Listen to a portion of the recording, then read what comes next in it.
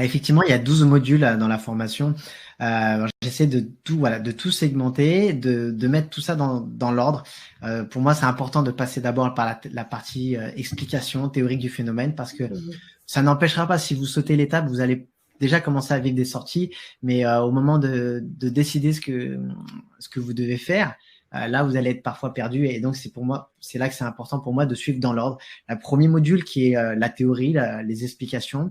On explique notamment l'importance de la motivation. Je présente encore une fois tous les états de phase, les différents états, le voyage astral, la sortie du corps, les différentes terminologies avec le dédoublement. J'explique encore une fois à nouveau de manière plus ou moins résumée déjà pourquoi pratiquer, dans quel but. Encore une fois, je le dis, certaines personnes vont vouloir le faire par curiosité, vous pouvez. Il faut pas juste chercher à vivre l'expérience juste pour dire voilà, j'ai été voir ce qui se passait chez le voisin, parce que de toute façon, vous êtes sur un autre plan. Vous n'allez pas explorer la réalité physique telle qu'elle est déjà. On est sur un autre niveau.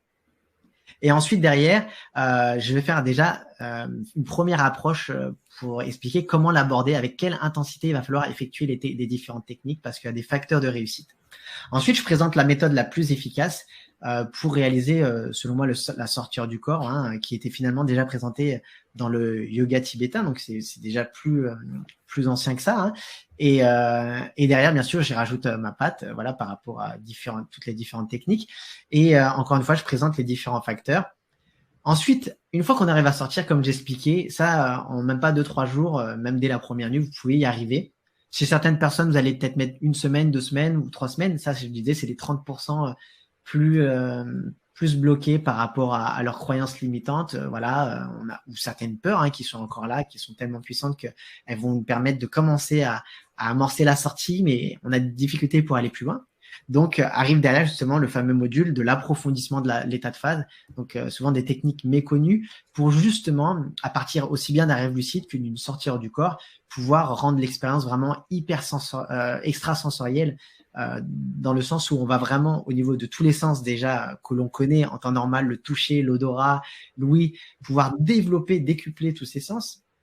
On est dans une forme d'hyper-réalisme, et à ce moment-là, du coup, tout ce qu'on va vivre est d'un point de vue de la phase va être vraiment extraordinaire, donc vraiment très fort. C'est là que je disais qu'on a du mal à y mettre des mots. Les couleurs vont être plus vives et tout ça. Et ensuite, j'ai parlé de l'approfondissement, mais ensuite j'ai parlé du maintien, parce que je lui disais qu'on est limité, il y a aucun danger, parce qu'on est toujours ramené à un moment à un autre à notre corps, et parfois même, et bien souvent, c'est les témoignages des personnes qui commencent à le vivre, elles reviennent beaucoup trop vite. Ça, c'est la sensation. Et ça, il y a la gestion des émotions qui entre en jeu. Donc, il y a des techniques de maintien pour empêcher ça, ou du moins pour essayer d'étendre le plus possible ce type d'expérience. Et quand on revient, pour pouvoir ressortir le plus vite immédiatement après. Ensuite, je présente dans le 5e module, si je ne me trompe pas, les différentes compétences de base. Les compétences de base qui sont les techniques de base pour reconnaître déjà cet état. Parce que bien souvent, des personnes vont dire « Ah, mais ça y est, je suis hors de mon corps ». Ah, mais j'ai l'impression que non, tout est réel. Bon, bah là j'ai envie d'aller, par exemple, aux toilettes, j'ai envie d'aller faire un pipi. Bon, bah c'est normal.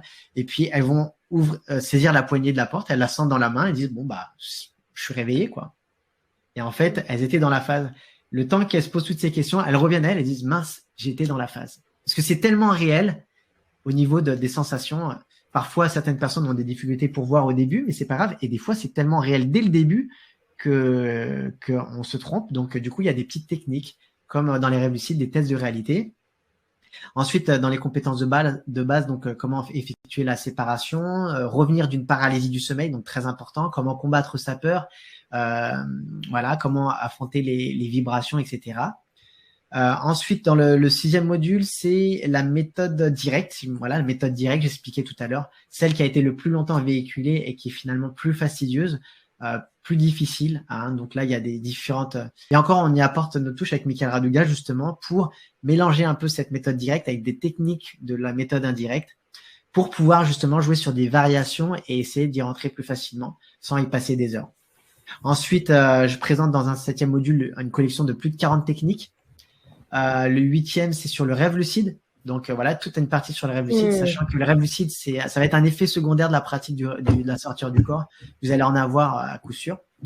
Ensuite, dans le 9e module, c'est ça, donc apprendre voilà, qu'il existe aussi des outils supplémentaires pour amplifier, donc pour faciliter nos sorties.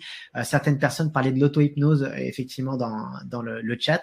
Effectivement, l'auto-hypnose, c'est un bel outil. Il y a des audios aussi, hein, des battements binauraux que je développe aussi avec mes frères. J'en propose aussi au sein de la formation, différentes technologies.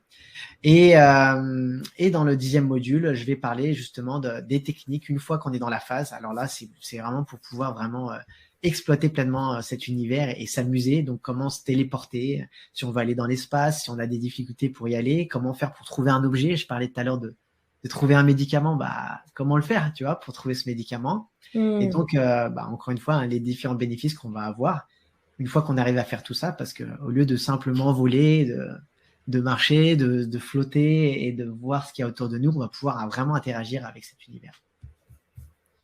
Et dans le 11e, donc, comment obtenir des informations, comment résoudre certains problèmes, voilà.